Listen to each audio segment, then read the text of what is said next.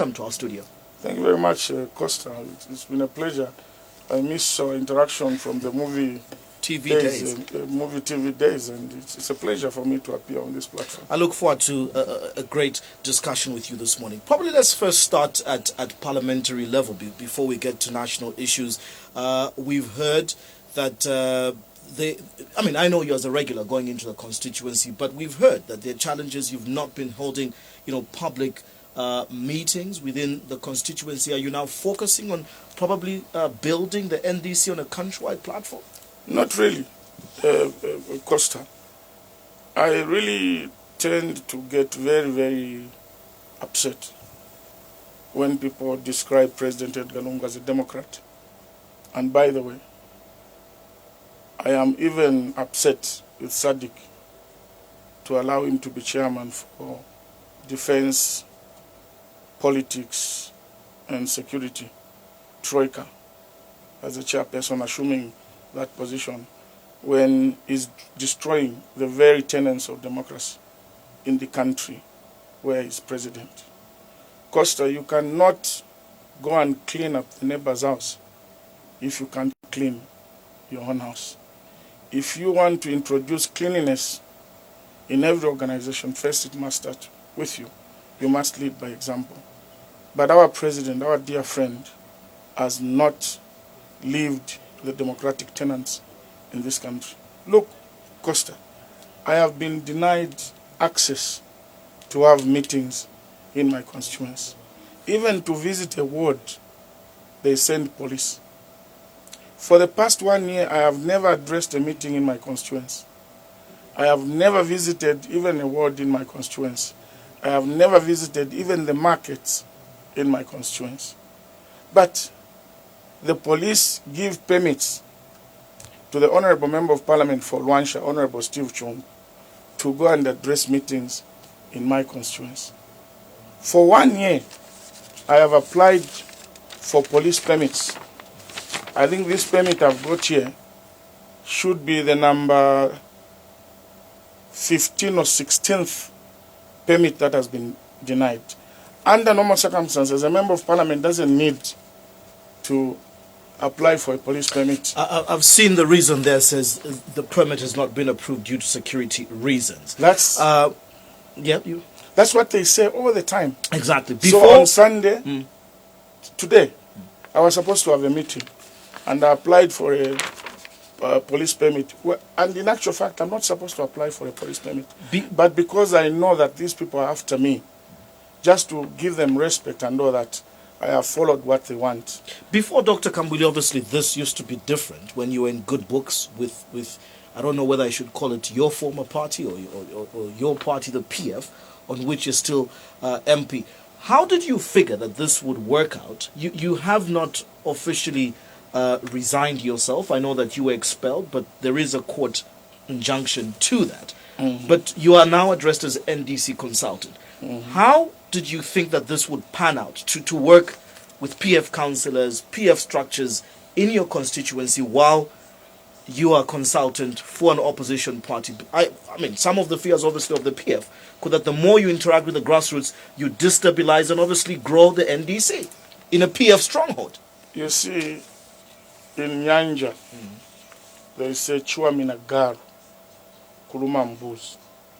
That mbuzi yaluma garu. That mbuzi has gone wrong.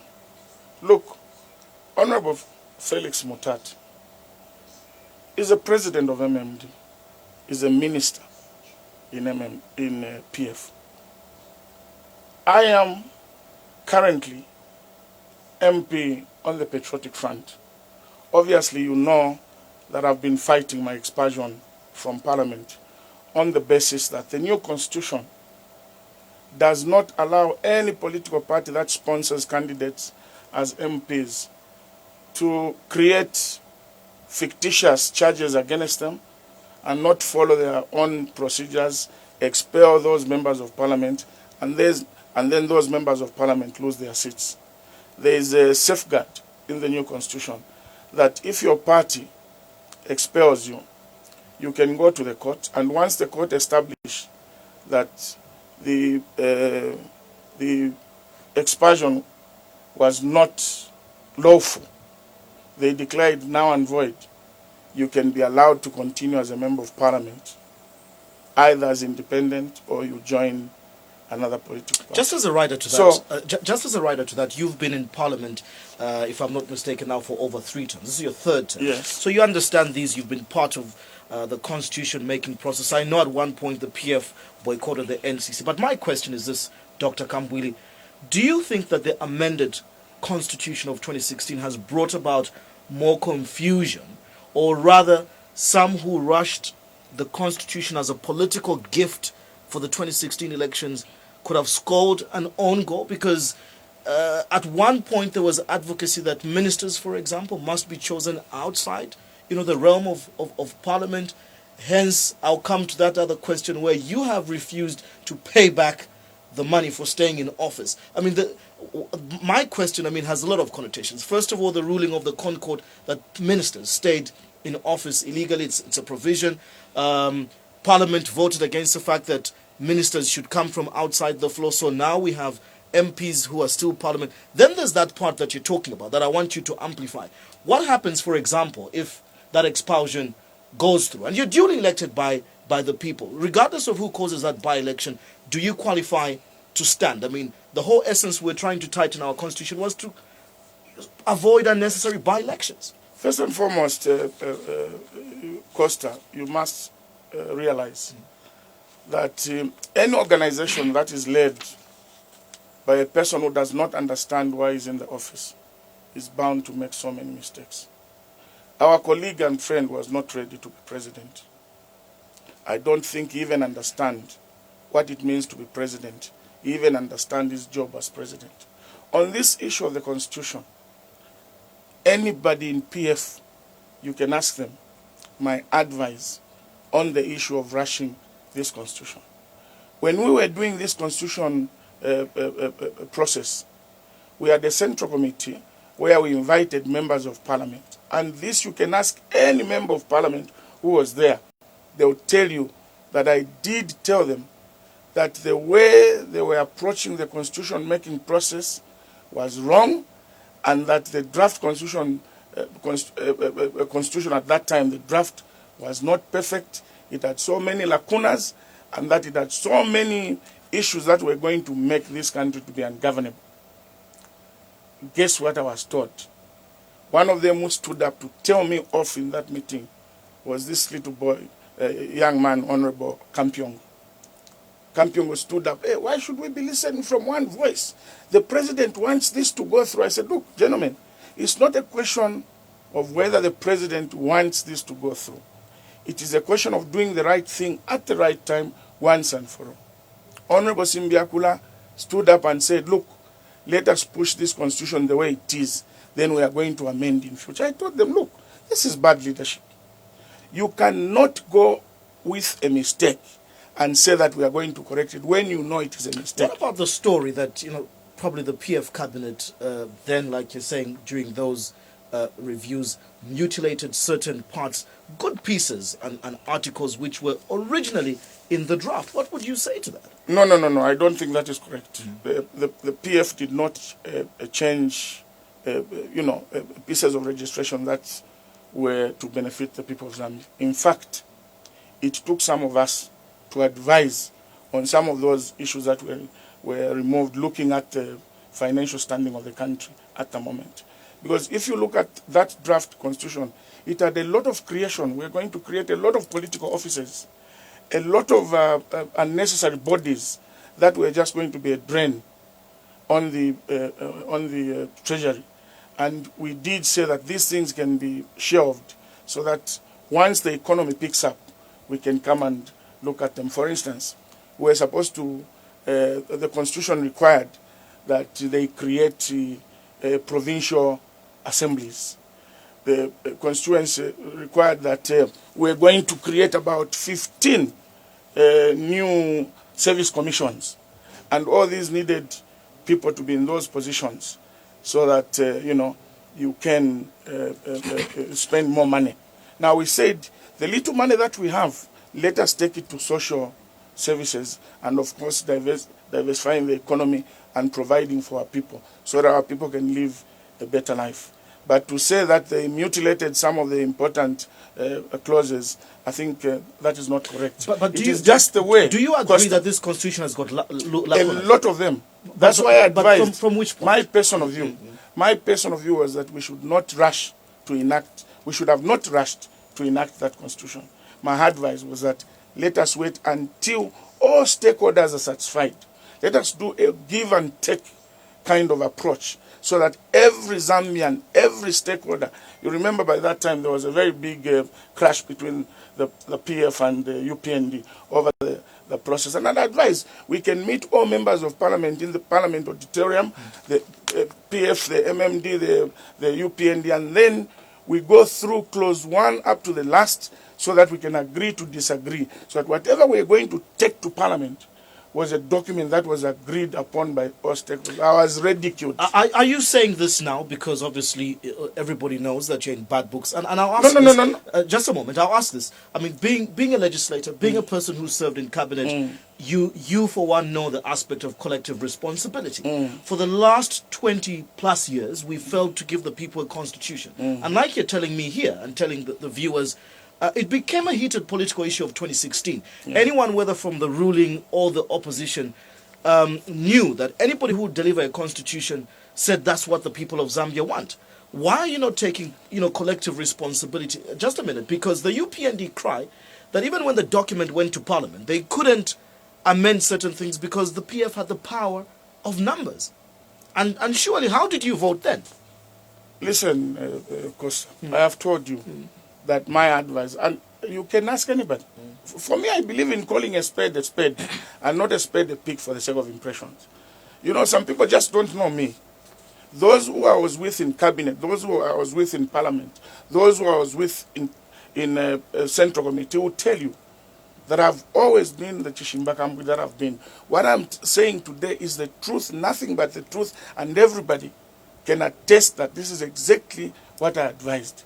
But because of these newcomers who didn't know PF well, they were rushing. And like you have said, the whole essence was that the people of Zambia wanted a constitution. And they thought by giving a constitution, very urgently they were going to have the favors from the people. But for me, I told them, it's not because I'm out of, I'm no longer in good books or in cabinet that I'm saying this. I have always maintained this position. Anybody you can ask, they can tell you that this is what he said. How does the current constitution protect your position? And for the sake, I really want to understand this. How, from your own perspective, would you explain your status quo, being Roan Member of Parliament, elected under the PF ticket, but being NDC consultant? How do you explain this whole thing? There's always this confusion from a political angle. How does the constitution protect you? I have said it, and I want to say it again, but there's a provision in the constitution that says once you are expelled, it gives the power to the court to go and examine the reason for your expulsion and whether procedure was followed for your expulsion. Once the court determines that procedure was not followed and the reasons were fictitious and fake, the court has the right to declare you to continue representing the people so that we don't have unnecessary by-election. And that is the basis on which I am still in Parliament today. I am not in the courts to fight to continue being a member of Parliament under President Edgar Lungu, because I've said and I want to say it again, the leadership of President Edgar Lungu today is a rotten leadership that I would not want to belong to. You use very harsh and strong words against, President Edgar Lungu, who I believe that you served with under late President Michael Sata and you campaigned together, mobilized the party together. I just want to find out, because as far as I can recollect, after President Sata's demise in 2015, of course, we saw democratic rights coming up. You are the one of them, Miles Sampan, and so many others who wanted to stand for the PF presidency. All that is now history. We know what happened. Miles Sampa broke away. You still decided to stay faithful to the PF. You were one of those who literally, I remember, drove or probably marshaled Edgar Lungu. At one point, yes, most of you know, and us in the media know, that Edgar Lungu said it outright, that he didn't want to fight for that position of presidency. But some of you, I remember vividly, took him to Guy Scott's home when there was a point at which the PF thought there were two factions. No. You are mixing two issues. You are mixing two issues. Not that we took and forced him to be president. And to say that he didn't want to be president is an excellent lie. The man really took advantage of Mr. Sata and wanted to be president at all costs. How did he take advantage of him? Let me explain, Costa. What you are mixing is his position as Secretary General. When Mr. Sata died, Guy Scott removed him as Secretary General. And then all of us said, no. We cannot allow anybody to tamper with the structures that Mr. Sata left. Because the Constitution does not allow the acting president to change certain things. The acting president has a limitation. And what Dr. Guy Scott did, he went above his limitation to try and remove Edgar Lungu as Secretary General. And I was among the people that fought for him not to be removed as the Secretary General because it was unconstitutional. Because I believe in constitutionalism. And anybody who wants to abrogate the Constitution will have a problem with me. So I personally took it upon myself, went and spoke to Dr. Guy Scott and said, we need to reconcile. We shouldn't destroy the party that Mr. Sata left by making decisions that are hasty and making decisions that are ultra-virus, the provision in our Constitution. So we took him to Dr. Guy Scott to reinstate him as Secretary General, not that we forced him to be president. You remember very well that in 2015 when Mr. Sata died, I was one of the first people to refuse that Edgar Lungu could not be president. And I gave my reasons. But when the fighting went to an extent where we were remaining with 10 days, if you remember, to file the nomination, and we had not settled for anybody to be president, there was a lot of fighting. I used my wisdom to say, look, we are going to destroy the party. And this is just a by-election where there's only 1 year to go to cover Mr. Sata's remaining 1 year. And, you know, obviously, there must be one person to lead. Because if all of us had just said, I want to be, we could have gone to the day of nomination without having a presidential candidate for PF. So I called everybody and said, look, let us just rally behind one person. And at that time, the majority of the people in the PF wanted Edgar Lungu. And I advised the guys, the people that, okay, let's go with him. Let's elect him. Let's assess him in the 1 year that is going to be president. And then after 1 year, we are going to see what we can do. So it is not correct to state that we all rallied behind him and forced him because he did not want. The man wanted to be president at all costs. Look at the way they behaved at Mulungushi. With that said, obviously, that's why you're here to clarify some of these when I ask the questions. But moving a bit forward, I know you've been asked this, but I just want to seek more clarity.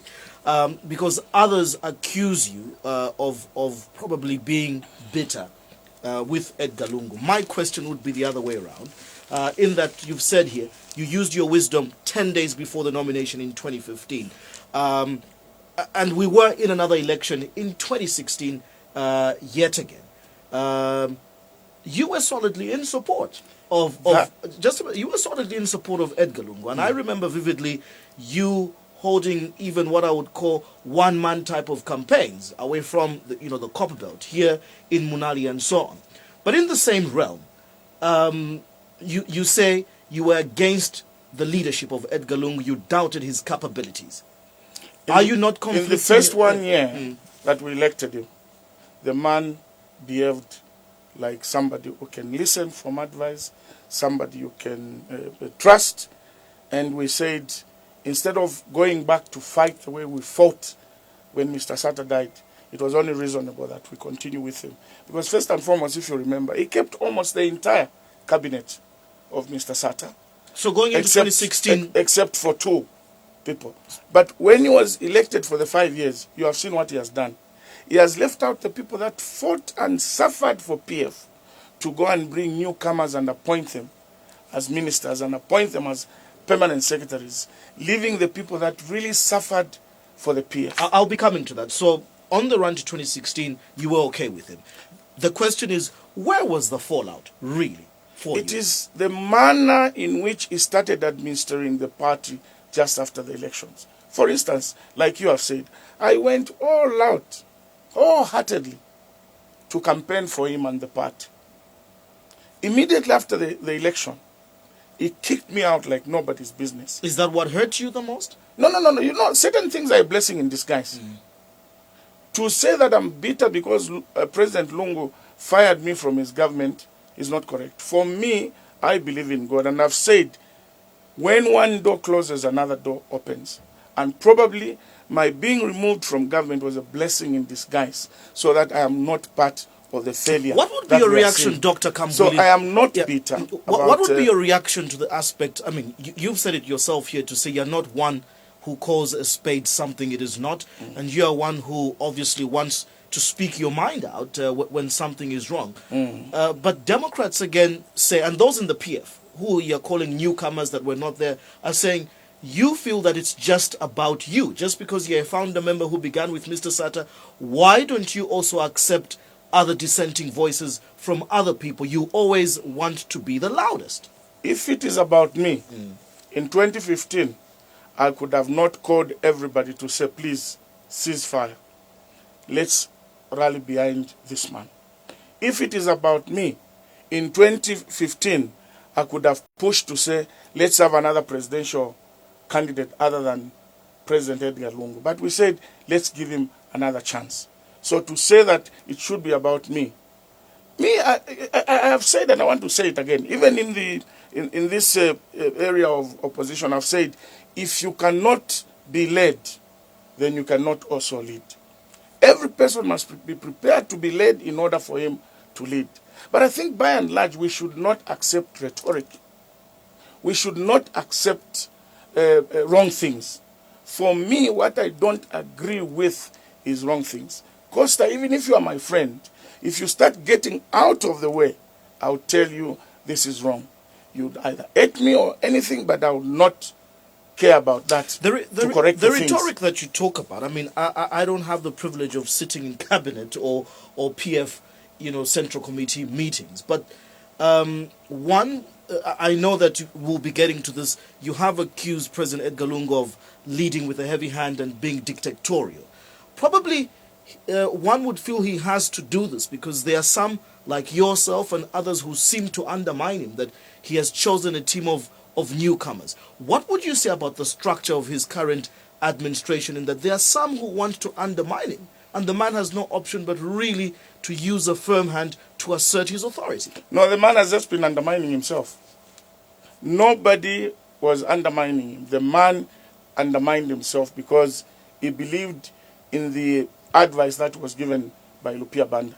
If you look at what has happened to the PF, it's exactly what happened to MMD when Lupia Banda took over. You remember Lupia Banda discarded all the Mwansa, the Chiluba faithfuls, or to say the MMD faithfuls, and he brought his own people and created his own team. And that doesn't go well. Because you see, the problem that we have in Africa, in Zambia in particular, we tend to treat the president like a small god, which is very wrong. Look at what has happened in Canada, for instance. The party decided to remove the prime minister. The president must fear the party and not vice versa, where the party fears the president. Immediately you start treating the president like the alpha and omega, then you've got it all wrong. But that goes back again to our constitution. The executive powers of a president are just too much. Exactly. Which brings me to another point. Not so long ago, you reported, a matter to the Anti-Corruption Commission over President Edgar Lungu, and again, one would wonder, are you doing this just for academic, purposes? Because the current constitution still gives the president immunity against any civil or criminal case. I have said it, and I want to say it again. The president has immunity against prosecution. He has no immunity against investigation. A sitting president can be investigated and a report rendered by the investigation wings to state whether he has been they have found a prima facie case against him. That is not immune to. And what I was doing when I reported him, because I've seen that the level of corruption has just gone out of this way. And this level of corruption, if we are not careful, is going to destroy this country, financially and otherwise. Look, Costa, today as we are talking, because of this high level of corruption, because of over-borrowing and the many mistakes that President Edgar Lungu has made, councils have gone 3 months without being paid. Because there's no money to give them equalization fund. There's no money.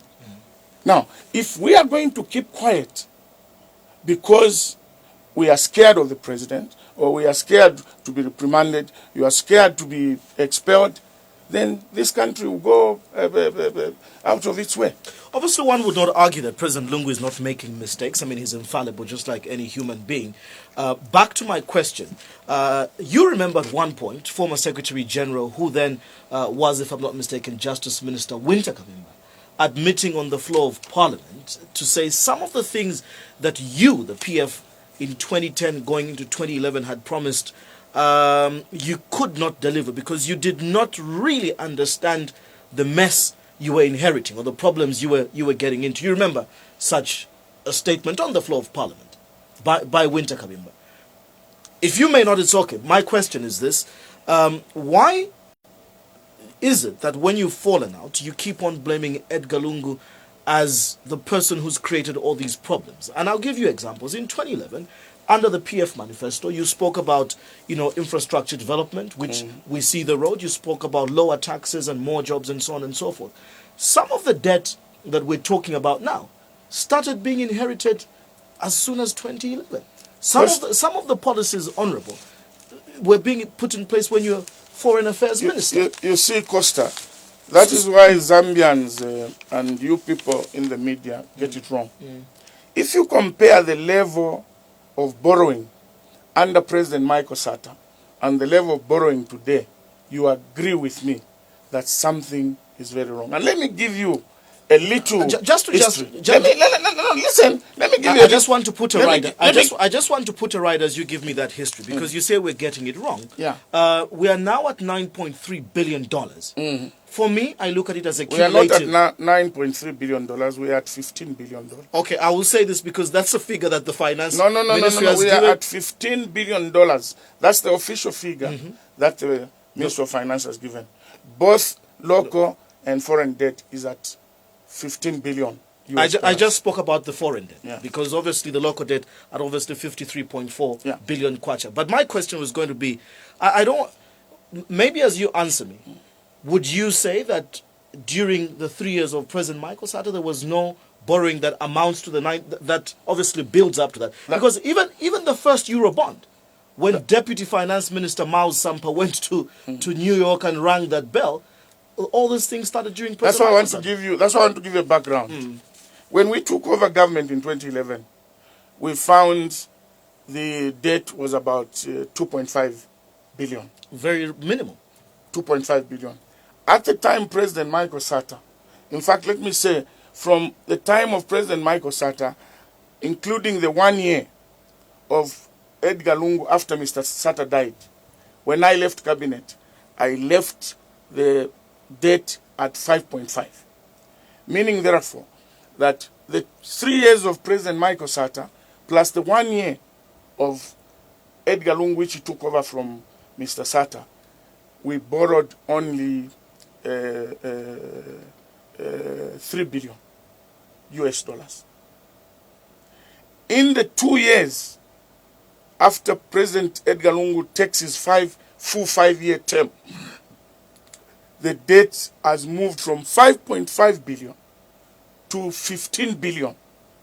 Meaning, therefore, that in the 2 years of President Edgar Lungu, we have borrowed about 10 plus or minus billion US dollars. While in the 3 years of Mr. Sata, in the first 4 years of 3 years of Mr. Sata and 1 year of President Edgar Lungu, where we were in cabinet, we borrowed just about 3.5 billion. Really? Can't you see that there's something Just to wrong chip there? in to clarify, you are marrying the local debt and the foreign debt. Yes.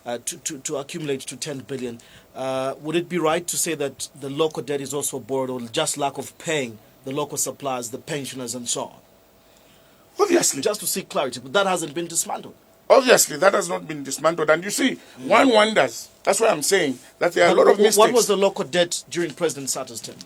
The local debt during President Sata's term was, I think, just less than a billion US dollars. It was just below 1 billion US dollars. Yeah.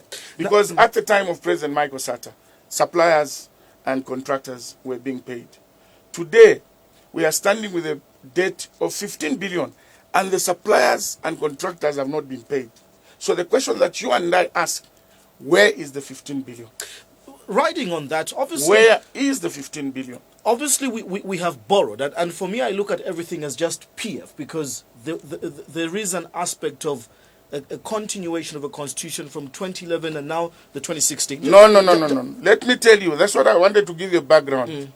When we were with Mr. Sata, I'll tell you something. Ask Mr. Chikwanda, ask those that have left, like Honorable Shamenda and them. Every time Honorable Chikwanda brought a request for borrowing, Mr. Sata will ask him 3 or 4 pertinent questions. Give me 4 reasons why we should contract this debt. When one, people in Kanyama are sleeping on an empty tummy. People in Chawama don't even know where their next meal is coming from. So before we contract this debt, I want you to give me 4 reasons. And most of the requests for borrowing that Honorable Chikwanda brought were rejected. But you see what has happened? Listen. For you to understand this, you must give me chance to explain. Because if you are cutting me off, then we are not completing the answers and the people will not understand. The debt did not accumulate because Mr. Sata was very strict on borrowing. And he only allowed borrowing where it was absolutely necessary. But you know what has happened? Starting when I was still in cabinet, Mr. Chikwanda started bringing the debt that we rejected under President Michael Sata to try and approve it under President Lungu. And I stood against that, strongly standing against it, to say, this is what we rejected just with Mr. Sata. Why is it coming today? And on that basis, a lot of it, we rejected it with support from a lot of people that were in Mr. Sata's cabinet. Today, most of the debt that we rejected, most of the loans that we rejected under President Michael Sata has been contracted with President Edgar Lungu. That is why the debt has moved from 5.5 billion to 15 billion in 2 years. And obviously, to borrow 15 billion in 2 years, it's not normal. Before we open the phone lines, again, just a rider on the borrowing and the economic status, where would you say that these monies we are borrowing are really going? Because it was under the PF manifesto of 2011 that you wanted a land-linked country. So you started rolling out the Link 8000, the L200, the C400, and so on, the 650 health posts and so many schools. Are you saying that Edgar Lungu in 2016 started his own, development agenda, or it was just merely continuation on these projects? I will not say that he started his own agenda. He only messed up the plan. For instance... But where was the money for these developments going to come from? For instance, our infrastructure development under President Michael Sata, under the actual PF, was phased. We had put projects in phase 1, projects in phase 2, projects in phase 3, and projects in phase 4. And all these projects were planned over a period of about 15 to 20 years. But you know what has killed us, or what has killed the current administration, is that they think the only way to develop this country is roads. Our infrastructure development under Mr. Sata was not mainly about roads, but all other important infrastructure like hospitals, clinics, schools, etc., etc. But what President Edgar Lungu and the current PF have done, they have concentrated more on building the roads, because these roads, people can actually physically see them in the townships, and because of that, he thinks it's getting popular. Look at what happened 2 days ago. He said he was going to the Copper Belt to inspect developmental projects. The man just went and drove through the township roads that they were making, and at one point or the other he stops just for people to see that he's the one who's creating these roads. And Edgar Lungu and his current team thinks the roads are the ones that are going to make them popular. That is being done at the expense. But how and who has gone against the original PF roadmap when you say with the newcomers? Because who else, of course, apart from Winter Kabimba that left before you left, and a few others, who else that you call true PF is not still part of the pack? Who has messed up the roadmap? Costa. Of course, GBM has left. Yes. Costa, you are being economic of the truth. Are you sure the current people in the PF today, even the Central Committee, is actual PF members? You know what President Edgar Lungu has done? For instance, I'll tell you. For him to change the Central Committee, because some people don't analyze issues, he has taken all those senior old members of PF and sent them into foreign mission. Those that are sent into foreign mission from the Central Committee are replaced by newcomers. That's a way of getting rid of them. Doesn't the president have the right to choose his team that he wants to work with? But you see, it must be within the framework of the people that you built the manifesto with, the people that understand your programs. Who says so, Doc? I mean, if today in the NDC, you have the right to pick who you want to work with. Excuse me, Costa. We defeated the MMD in the elections. Is it reasonable? The same people that you defeated, you go and bring them to come and run government. What was the purpose of defeating them? What was the purpose of defeating them? Is that what pains you the most? We were saying these people have failed. We went to the people of Zambia, we told the people of Zambia reasons why they should remove MMD. It's because the people failed. Now, the same people that you removed from office because they failed, you form government, you go and take the same leaders to be ministers. Are we thinking? So obviously, would you accept equally as being PF that you equally felt the people? There are a lot of genuine PF. There are a few genuine PF in the administration, more especially in the administration. If I count among the ministers sitting today, okay, let's just take the major economical ministries. Minister of Finance, Mwanakatwa, came from MMD. Minister of Commerce, Yaluma was not PF. We only knew about him when he came to stand for elections. Ministry of Foreign Affairs is Joe Malanji from MMD.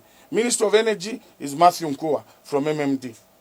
Now, if you have these people holding on, and the first PF Minister of Finance was Felix Mutati from MMD.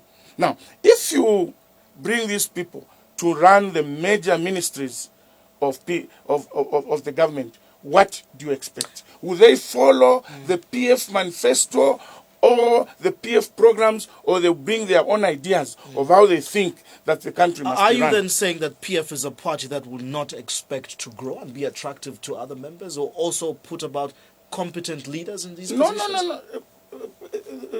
Costa, to say competent leaders is an insult. No, my question, on the other hand, is growing. No. Let me say, to say competent leaders is an insult to the people that were in PF. What is competence about a person like Kampyongo? What is competence about a person like Lusambo? Come on, but Kampyongo was a deputy minister in President Sata's government. He was a deputy minister, you said. He was a deputy minister because that's how Mr. Sata assessed him as a deputy minister. That's how Mr. Sata assessed him as a deputy minister. There were very capable people in PF who were ministers, and some of them were not ministers. For instance, take Chunguwalia, take my other brother, Maxas Ngona. Can you compare Chunguwalia, Maxas Ngona, and these other people to the current ministers in PF? It would be an insult to say that those people are more competent. So than for the you, people that for you, it's about how long you serve? Not really. What is important in every organization is to respect the people that believe in the vision. Allow me to bring in the this idea of bringing people that chancers is what is destroying this country. You have people you started with who believe in the vision, who you built the vision with. But when it comes to implementation, you go and bring the people that were saying were failures to come and implement your plans. Allow me to bring in the callers. The line is now open. You can call live on 0976779363. We're talking issues of political national interest, and of course the economy. My guest is Dr. Honorable Chishimba Kambwili, NDC consultant as well as Ron Member of Parliament. That is your line on 0976779363. There's so much happening on the road to 2021 right now, and one would only assess, unfortunately, like we're already in an election period. One wonders what will happen 2020. That's one of the mistakes. 2021. My question is, let me just clarify. That's one of the mistakes of President Edgar Lungu. President Edgar Lungu from day one declares, I'm going to stand for 2021, and he puts the country in an electioneering from mood. Chingola. Good evening. Good evening, Costa. How are you? Very fine, thanks. Go ahead with your question for Dr. Thank you very much. Honorable Dr. Kambwili, how are you? I'm all right, and how are you? Thanks. Thank you very much. Sir, I think I can rightly or safely call you Mr. President. I like your composure and how articulate you are on the issues that are affecting this country. And I can see the passion that you have for the people of Zambia. You know, I was just wondering and listening to your statements. You have explained issues in the best way, especially even your standing as current MP. You are not fighting in Parliament. Today, this has been explained. I've been wondering, you are not fighting to hold on to the parliamentary seat under the PF. You are there, sir. I've come to appreciate for the court to explain the legality or the illegality that was done under the expulsion. Thank you very much for that. But one thing that I just want you to allude on much or just congratulate you is on the date that we have, all right? I think we lost that caller. The advice is obviously let's get questions in. I was talking about what I was saying is that's one mistake that President Edgar Lungu has made. You cannot run a country into an electioneering mood throughout. There must be time for the campaigns, and there must be time for serious reflection and implementation of the programs. But our president today, his preoccupation is just to talk about him standing and winning in 2021. And that is why he's making so many mistakes to do projects out of appeasement. And it is these projects that they are doing out of appeasement that are making us lose track of how much money we are borrowing and the effect of the borrowing. Look, today we are standing at 15 billion, like I said, Costa. You know what that means? You know what that means? They have to provide a lot of money in the annual budget to pay that debt. For instance, in this year's budget, 2018, they provided for 9 billion kwacha. Honorable, if you just allow me to bring in George from within Lusaka. George, good evening. Good evening. How are you? Very fine, thanks. Time is not with us. Go ahead with your question. Okay. Good evening, Mr. President Kambwili. Good evening, my brother. How are you? Thank you very much. I'm okay. I'm very happy to listen to your program and the way you're articulating the issues. Thank you very much, my brother. Mr. Kambwili, I want to ask about these taxes which the government has introduced. And I want you to talk about the toll gates and do we have the account for the money which they get from the toll gate or what? First and foremost. And the other issue which I want to encourage you, sir, continue with the checks and balances, because as I go back to the past president, the late president, Mr. Sata. Mr. Sata used to say that in PF, in these oppositions, we don't have the people who can do the checks and balances. That's why our ministers have gone to sleep. Now, the time we have joined that checks and balances, things have started moving. So, Mr. Kambwili, keep on fighting for the poor like me. And sir, you should talk about this which is happening about the market, particularly the the commercial market. So you should talk about that issue because as for me, I'm also a trader from commerce and you have not even seen anything. The only thing we are hearing is for these ministers, which I can't even mention, who are saying we should go to this market. Please talk about that thing and let this government tell us the exact thing. Thank you so much. I think he's mentioned a number of aspects there, taxes and the markets very quickly. The taxes. PF was born and won the elections on the basis of more taxes, less taxes, more money in people's pockets. And we demonstrated that when we came with Mr. Sata. We increased the pay-as-you-earn threshold from, we found it at 1,000 to 3,300 at a go. Meaning, therefore, that everybody who was getting from one kwacha to 3,300 was not going to pay any pay-as-you-earn. Others argue that even when doing that, there was no money to cushion that, so it put the treasury in a position No, it never. It never. My brother, we survived. We increased the salaries of the people from the lowest of 750 per month to 3,000, and we managed. If you allow me, Dr. Kambwili, my director tells me we've just got about 5 minutes in which to wind up the program. A number of issues have been touched on. I'll try to very quickly ask you these questions. I know Mr. Sata is probably one of your biggest political mentors, if I don't mistake you wrong. Going into 2021, you've announced from the NDC that you will be the presidential candidate. For the viewers watching out there this evening, how would you describe yourself as your own man out of Mr. Sata's shadow because here this evening you're saying when Mr. Sata was in government.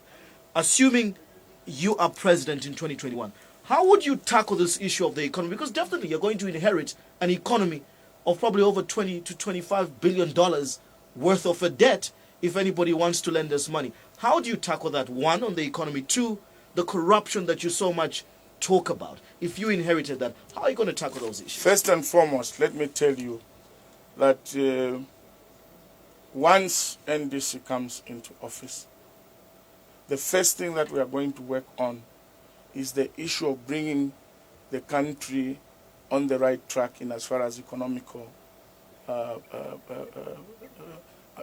as far as the economy is concerned. The first thing that we need to do is to invest in the agriculture sector and to invest in the manufacturing sector. Costa, we have borrowed 15 billion US dollars.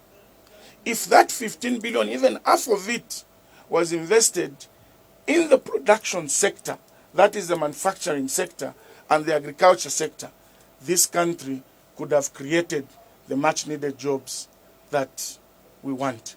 But today, I am reliably informed that about 12 billion of the money that we've borrowed has gone towards construction of roads only. What a wastage. That does not mean that we don't need the roads. For instance, I'll give you an example. Mpongwe Development Farm in Masait in Mpongwe district, that was done by Dr. Guy Scott and CDC. They invested only 6.5 million euros to create that wonderful investment. 6.5 million at the time was just about $7.3 million. Now, this government decides to go and build an airport in Ndola at 377 million. They borrow 377 million to go and build the airport in Ndola. Now, if that 377 million was invested to make farms like the Mpongwe Development Farm in all the districts and towns on the Copper Belt, how many jobs could have been created? Don't we need a better airport what has at been, Ndola? No. There was nothing wrong with the airport that we had at Ndola. And by the way, there are only 7 planes that land in Ndola per week. 7 planes. If we grew the capacity, doesn't that open up? We have not reached that stage yet. You cannot go and start being fancy when you have not developed your economy to the extent of generating more money and generating more jobs. So it was a poor PF manifesto from the word go, maybe, because first and foremost, the core of it was roads. Let me tell you first and foremost, that airport in Ndola, when it came under the actual PF, we rejected it. When it came again in under President Edgar Lungu, when we were there, we rejected it. When we left, it was approved. So you say, For when me, you say actual PF, what you have now is not PF. it's Gonga PF. What we have is Gonga PF. moving But I was for- saying, moving- no. You see the problem. You have asked me a question. I got it. We don't have enough time. I want to cut through. Can you, Costa, give me about 3 hours? I will do that. Give me about 3 hours that someday we come and discuss about the economy, what we intend to do, so that the people can know what plans we have. I will because do this idea of asking me a question in 2 minutes, you cut me when I want to explain, so that the people understand that we are an alternative government. You know, 1 hour is not enough. I need 3 hours to explain. No problem. But even in that, we're eating into time.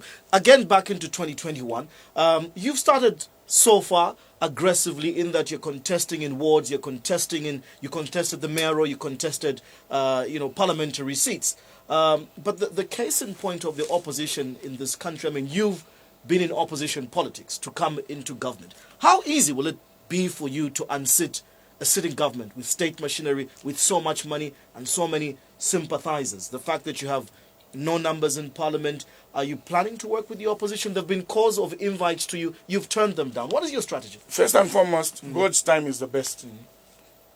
Everywhere in the world, God's time is the best. Look, when we started PF, our first attempt at the elections, we had 1 member of parliament in 2001. Because of our hard working and organizing ourselves, participating in the elections, which we used to lose. By the way, we used to lose a lot of elections, almost all the elections. We only won, I think, 1 member of parliament in Mufrila, and I think about 4 or 5 seats for councillors in the 5 years from 2001 to 2006. In 2006, we moved to 48 MPs. In 2011, we formed government.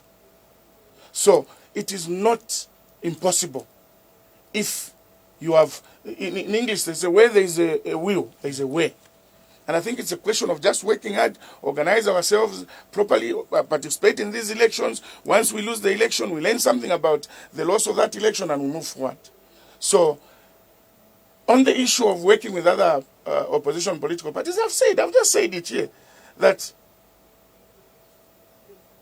unity of purpose can produce results. And for me, I have no problem in teaming up with the opposition, with other opposition political parties, to remove this PF before they throw the country into turmoil. And I have said, if we come together as opposition and the people that will come together say, for instance, Costa Mwansa should be the presidential candidate, who am I to refuse? Because it's not about myself, it's about what the people will tell us to do or what the people will choose. I know. So I am prepared to work with anybody. But if other people are not prepared, then obviously we'll go it along. And we have to face the elections as the NDC. I know you're a Democrat, but sometimes our studios do not, for the sake of time, promote this democracy. Every leader in the world obviously has their own vision, has their own belief, and want to leave, a legacy. We've just been celebrating, Levi Mwansa last week, and so much said about him. I want to take this opportunity to begin to understand you. Who are you as a politician? What ideologies do you believe in? If you had to be president, what kind of a country would Chishimba Kambwili love to see? Are you a capitalist? Are you a socialist? Are you a social democrat? What is your vision? What is your ideology? What legacy would you want to leave for this country? First and foremost, my ideology, our ideology as NDC is Ubuntu. Man-centered, to make sure that we improve the living standards of our people. The legacy that I want to leave when I die, for people to remember me, is that Levi Mwansa fought corruption.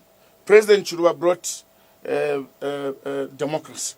I want to improve the economy of this country by creating more industries and creating more jobs.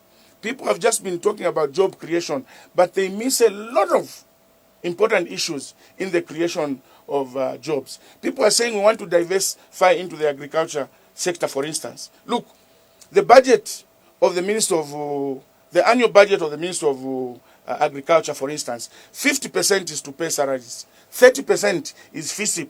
FISIP to me is only household food security because they give 4 bags per farmer. What can a farmer grow in 4 bags for him to remain with something to feed his family and, of course, sell the excess? Then you have only 20% for other agriculture programs. You cannot improve the agriculture sector under those circumstances. What you need is more money pumped in the agriculture sector, more money put where you can realize benefits. When it comes to the manufacturing sector, how can you improve the manufacturing sector when everything that you use in the country comes from abroad? Even the pant, underwear for the child, comes made in China. How can you improve your own economy? So the NDC style will be what? So Capitalist? we need... No, it's a mixture.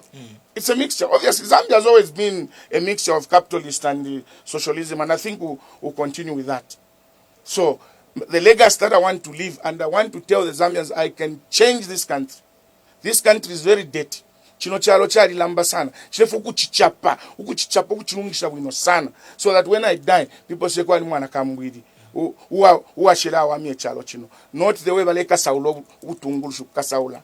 Because their preoccupation is to put money in their pockets. Imagine if we had put 15 billion into the manufacturing sector, into the agriculture sector. For instance, the 377 million that they are wasting on the airport, if we took it to establish farms like the Mpongwe Development Farm, which is employing about 18 to 20,000 people, how many Zambians could have been employed? So what has been happening is wrong priorities. And when I come, I'll do the right thing. Thank you so much. Thank you so much.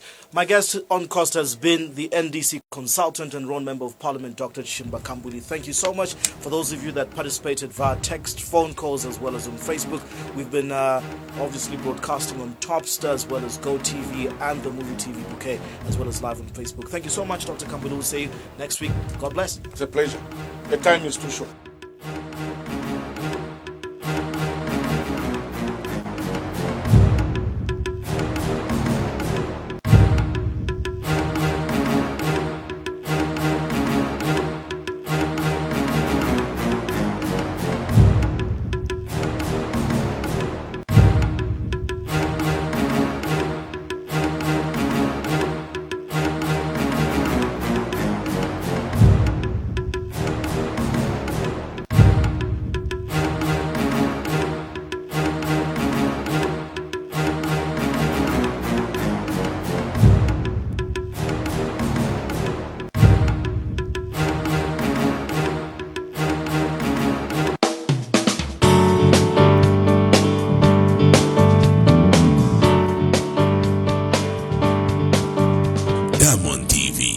Television reinvented.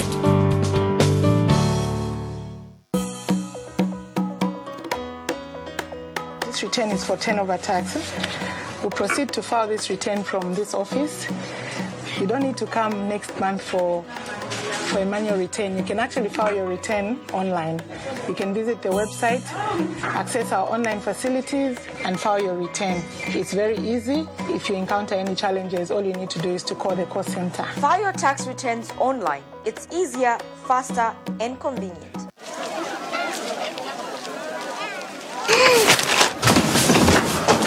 Do your gums hurt? Yeah. Does your toothpaste contain sage, eucalyptus, myrrh, chamomile? All that in one toothpaste? Yes, try Colgate Herbal. Colgate Herbal contains nature's best herbs and Colgate's fluoride technology to give you strong teeth and healthy gums. Ah, Colgate Herbal. Let's go. Colgate Herbal for strong teeth and healthy gums naturally. Nkana Academy College of Education, an affiliate of the University of Zambia, is still enrolling for 2018 intake in teaching and nursing training. Programs on offer are nursing, general and registered, journalism, ICT, primary teachers diploma, 2,000 kwacha per term, UNZA, secondary teachers diploma, 2,300 per term, UNZA. Both programs are available on part-time and open distance learning. We have campuses in the following places available: in Kitwe, limited boarding spaces; Ndola, accommodation available. Wansha, boarding available. Chilulabombwe, boarding not provided. In Kalulushi, boarding available. Solwezi, boarding available. For more details, call 0961 0955 271 or 0968 005 758 or 0966 825 375. Ghana Academy College of Education for professional and academic excellence.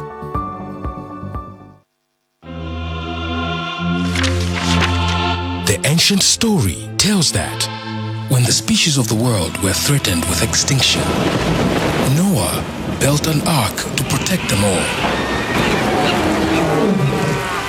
Today, they are like-minded men and women who work tirelessly to protect the future of Zambia's wildlife and to protect against wanton destruction through poaching.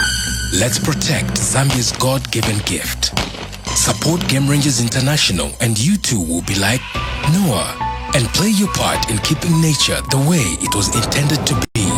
To help, simply make your donation at any Kazang pay point. Ask to donate to Game Rangers International. Play your part to protect our wildlife. Game Rangers International, the Department of National Parks and Wildlife, and you. Let's protect our heritage together. Don't forget to get car insurance today before they close.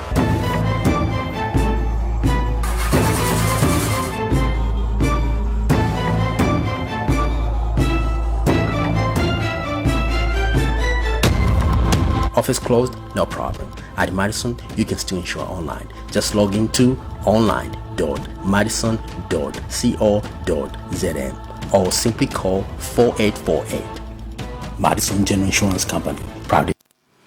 Just when you thought Wuchintomfa Wakwachosi na Zulu was the funniest you ever seen, Misango Yakaboi got even better as Mapenzi came in. Everybody loves power, so the man decided to take on Chelela as opposition for Mutendera Constituency Councillor.